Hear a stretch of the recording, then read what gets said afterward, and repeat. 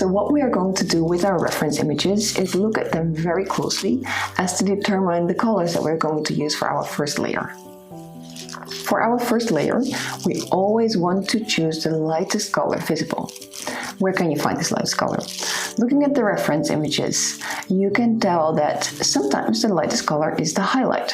For example, on the gooseberry, you can see that the lightest color is actually this little drawing that the gooseberry has on its flesh. The highlight on the leaf in the top left of the image is the lightest color for the green. Looking at the red currant, it's very interesting that for the leaf, here the part where it catches most sun is the lightest part that we're going to paint. Looking at the currant in the top, and if you would zoom in, you would see a sort of pinkish tone. And then looking at the currant at the bottom, it's sort of translucent yellow. So even though we would think we would start to paint red currants, the colors that we pick are light green, pink and yellow.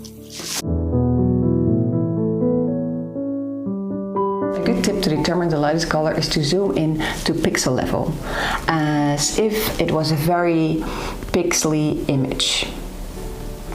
And then you might see the lightest color just as a little dot. If you still find that hard to do by eye, you can use a little cheat and upload your reference image into, for example, PowerPoint. That's a very easy program. And use the color picker tool just to hover over your image and let it pick a color and see if you like it.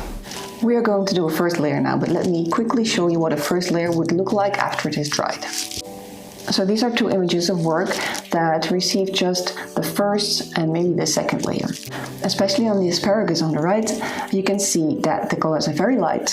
They have some blending when there is a mix of two colors, and there is even some white visible still.